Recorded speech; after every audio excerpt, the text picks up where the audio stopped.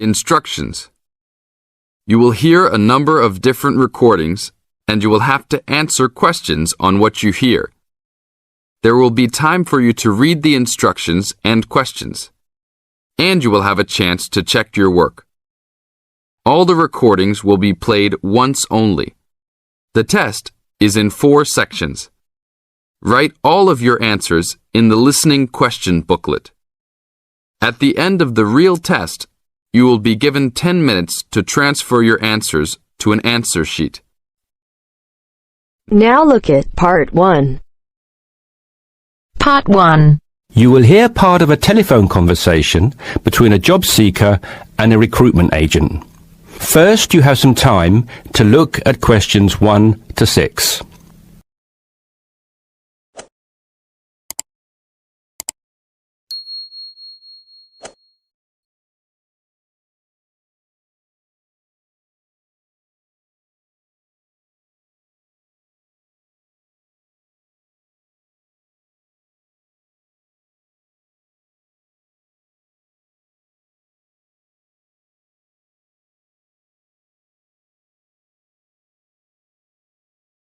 You should answer the questions as you listen because you will not hear the recording a second time.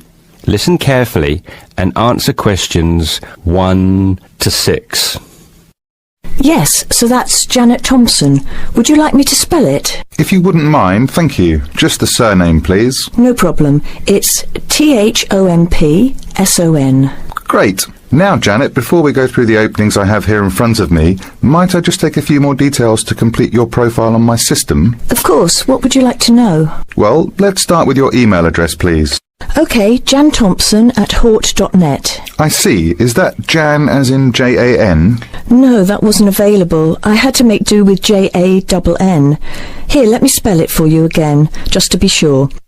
JANNTHOMPSON @hort.net. Much obliged. And could I ask, do you have your referee details to hand? Yes, what do you need? I need 1 work reference and 1 character reference from a friend or colleague. OK, for a work reference, there's Jane Foote. She's my former boss at Bermuda Girls' School, head of English. OK. My personal referee is Monica Carbody. Mon and I have been best friends since we met in Bermuda in 1991, when she was deputy head of English under Mrs. Foote. Perfect. And you mentioned, of course, that you're an English teacher, but are there any additional subjects you're qualified to teach? Yes, I have a diploma in special needs, and I can also do history to GCSE level. Very good. Before listening to the rest of the conversation, you have some time to look at questions 7 to 10.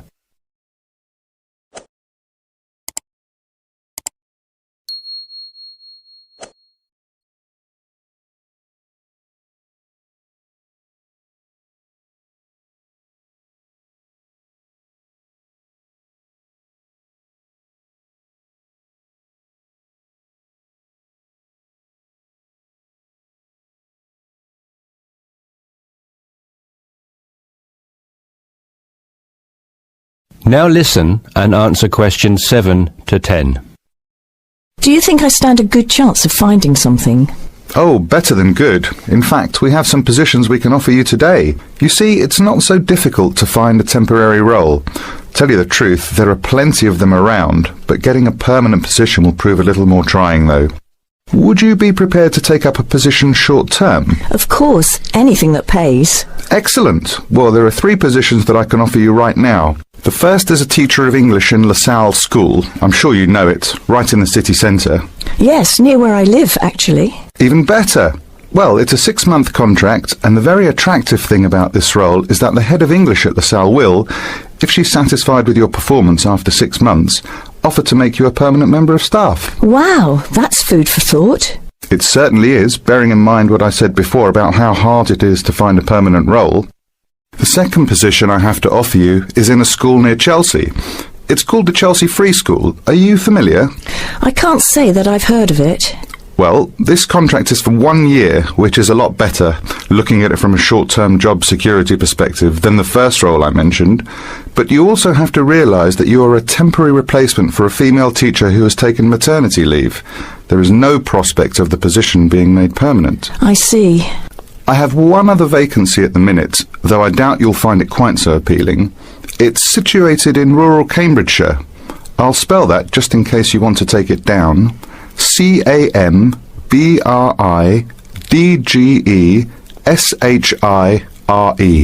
And the school simply goes by the name Cambridge, though it's not in any way related to the other more well-known establishment of the same name. I was just going to ask that. What a lovely location, though, eh? Yes, but there's a catch. It's only a 6-week contract to cover for someone on extended sick leave. I see. Well, I guess that's ruled out then. What sort of salary can I... That is the end of part 1. You now have half a minute to check your answers.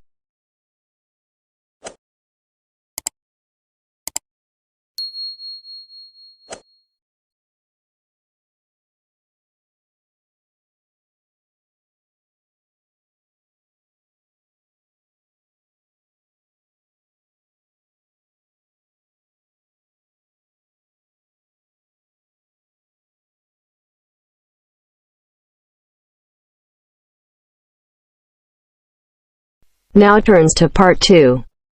Part 2. You will hear a salesman giving information to house owners about an alarm system. First, you have some time to look at questions 11 to 16.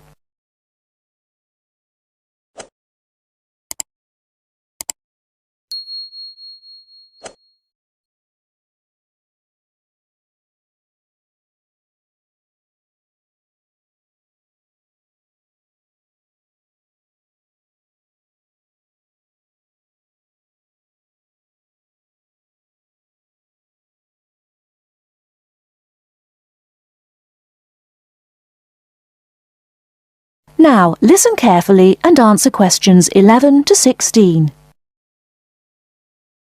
Thank you for inviting me to your residence meeting. My name is Martin Pugh from Safe Cell Alarms. I'm going to explain a little bit about home security, and I hope you'll all feel a bit better informed, and perhaps that you will even purchase one of the alarms we sell. It is all too easy these days for people to break into our homes. Did you know that 25% of all burglaries are committed by burglars breaking and entering via the back door? Even though it is locked, it is still relatively easy for someone to gain entry. And there are parts of our house that we think are not vulnerable because they look inaccessible. But they're not. So, if you're trying to protect your home, you should make sure the top floor is covered by that protection, not just the ground floor.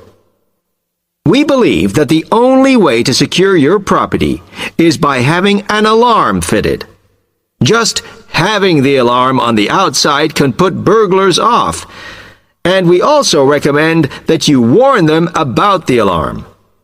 To do this, we suggest you stick a sign in the front window of the house so it can be seen clearly. This alone should be enough to dissuade a burglar before they start. Now, our company has a range of alarms on offer, and I brought several along for you to see tonight. But let me just explain a few things about them. First of all of our alarms are highly visible. They're colored red, and on the underneath, there's a blue light, which you can see whether they are switched on or not. This acts as a deterrent to burglars who can see it as an active alarm system. Like most systems, our alarms are very sensitive, so you do need to look after them. You may be surprised to hear that a cat can often slink around unnoticed under the infrared beams, but a spider crawling across them will set them off. Also, our system is a little different from some. Most companies offer an option that connects their alarms to the police station. All our alarms have an automatic link to our company office. This means we can deal with a situation promptly and can sort out any alarms that have gone off by mistake. Before you hear the rest of the talk, you have some time to look at questions 17 to 20.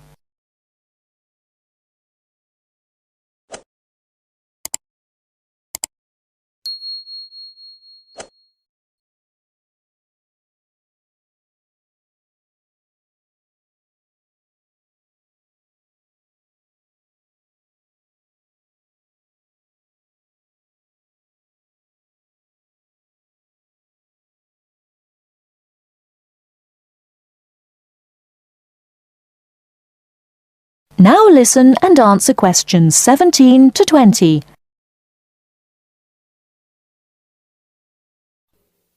Okay, let me tell you about the installation of our alarms. Later on, I'll show you some house plans and diagrams of how the alarms operate, but you don't have to worry about them being intrusive, as we normally put them in hallways rather than individual rooms. The diagrams show you how the beams work to cover the whole house in this way. Oh, one small thing while I remember is don't leave your security code in your house. A lot of people keep it in the kitchen or their study, but we suggest you leave it with a neighbor so that if there is a break-in, the burglars can switch the system off. Now, regarding the practical aspects of installation, I know that many of you are out all day, and I'm afraid we don't install the alarms at weekends. But we do offer a service where we can fit the alarm system in the evenings for you. But we do charge a little bit extra for that. Finally, we do offer a range of systems, so I suggest you look at the leaflets on our prices.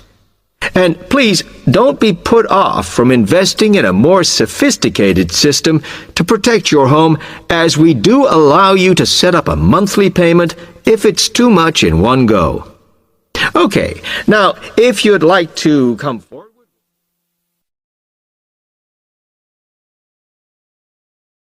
That is the end of part 2. You now have half a minute to check your answers.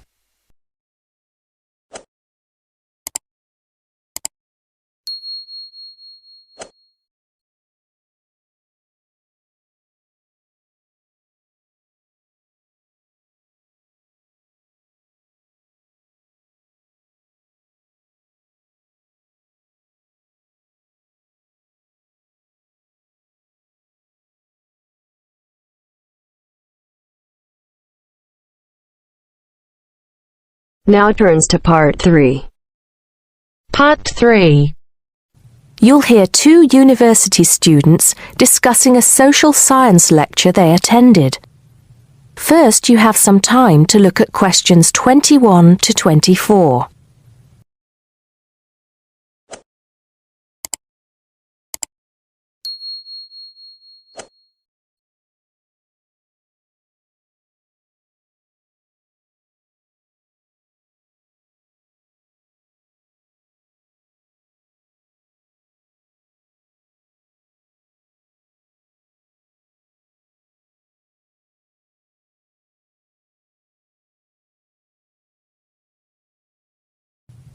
Now listen carefully and answer questions 21 to 24. Did you go to the first social science lecture yesterday? Yeah. Didn't you see me there? No. I was trying so hard to understand the lecturer. What didn't you understand? A lot of it, really. For example, he said we needed to study history as part of the course, but I didn't get why. You probably missed it. He said early on that we need to learn from our past mistakes. Right. But he also said we need to put ourselves in the place of our ancestors.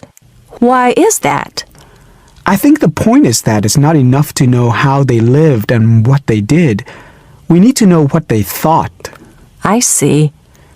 And I've written transferable skills in my notes next, but I have no idea what that means. If you study social science, you learn skills that you can use in a job. Oh, right. Is that all? Okay, but why is that?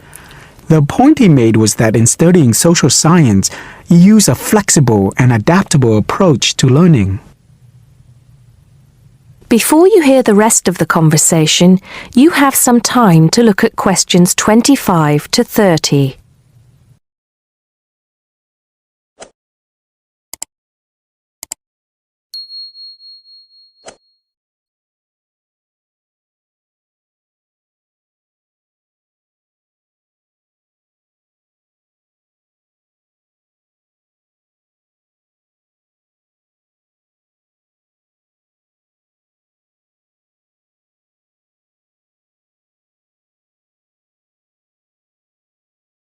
Now listen and answer questions 25 to 30. He also kept mentioning all the other subjects we will need to study as part of the course. I didn't write them all down, did you? Some of them. I think I can make sense of my notes. The first one was anthropology, which he said would cover prehistory and archaeology as well. Okay. Then there's economics. I wrote down that this was not meant to mean that we will spend all our time looking at economic theory, but more that we need to see how humans behave. That's good. I don't think I could handle economic theory. He said something about education too, didn't he? Yeah. He said we'll be looking at how cultural information is handed down from one generation to the next through teaching children. He said we'd be focusing on geography too, but I can't really remember which aspects. Can you? I noted it down, I think. Here we are, yes, particularly in relation to urban planning. It's law that I got confused about. I didn't understand why he linked that to economics. I think he meant that laws affect the way wealth is distributed. That makes sense. Now, what are the science wars? Okay, I did get that. The science wars are about how social science collects information. In sociology and social work, and in social science generally, they can only study patterns of behavior and observe. If you compare that to the way scientists work in physics or chemistry, it's very different because they use specific experiments that can be tested and which give concrete answers. Social studies is often accused of being unscientific. That's all. Okay. But it still looks like a good course, doesn't it? You don't have any regrets, do you? None at all. I'm looking forward to it.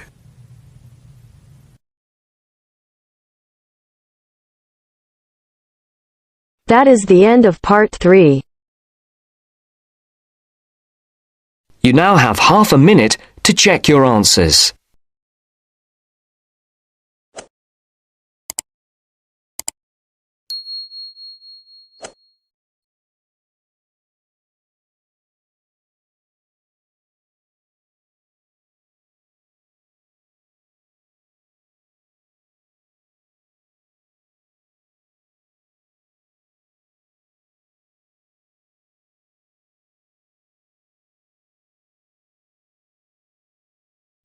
Now turns to part 4. Part 4. You will hear a part of a lecture about learning and bilingualism. First, you have some time to look at questions 31 to 40.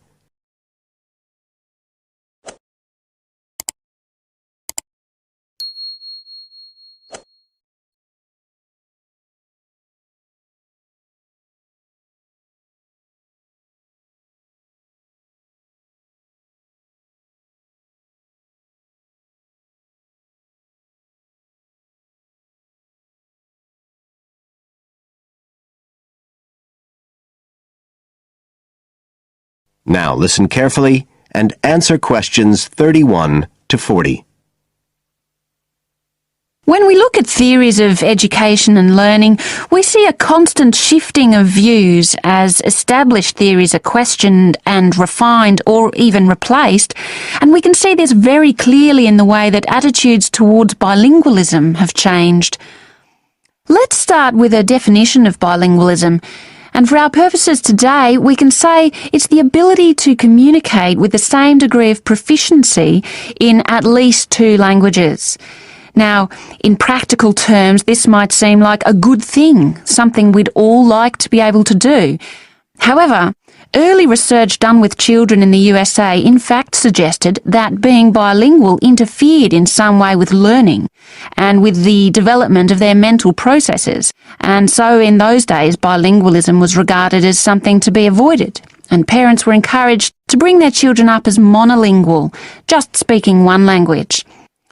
But this research, which took place in the early part of the 20th century, is now regarded as unsound for various reasons, mainly because it didn't take into account other factors such as the children's social and economic backgrounds.